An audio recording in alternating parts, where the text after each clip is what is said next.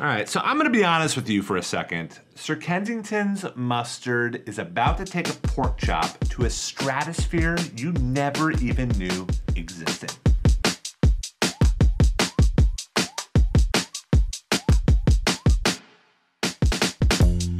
All right, so pork chops already have a ton of fat on them, but we're gonna add just a little bit more so they don't stick to the grill. So, little olive oil over the top. Beautiful. And then you always want to season from up high. That way the salt scatters evenly over everything. I'm gonna grab some chili flakes and kind of break them up in my fingers. And then right over the top.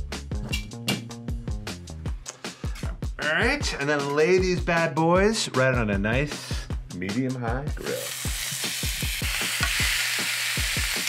The chili's gonna make you cough, but it's worth it. You just wanna do the same treatment on the other side. So next, you need a ton of herbs. Got some parsley, and you just wanna chop these herbs up as fine as you can, stems and all. Thyme. All right, and then you're just gonna go nuts with your knife. The finer you chop it, the better this is gonna be.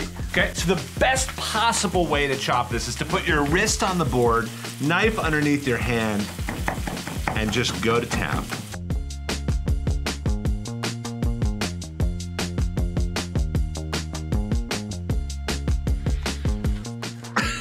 Okay, this is where the magic happens. So I'm gonna grab a little bit of the Sir Kensington's mustard, and this is gonna act as kind of a crust over these pork chops. So you really wanna slather this on every nook and cranny.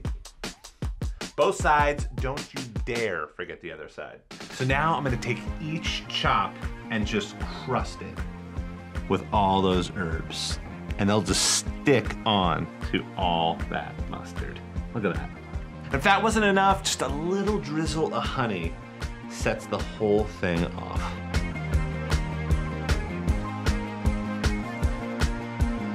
Like I said, Sir Kensington's mustard takes this pork to a completely different planet.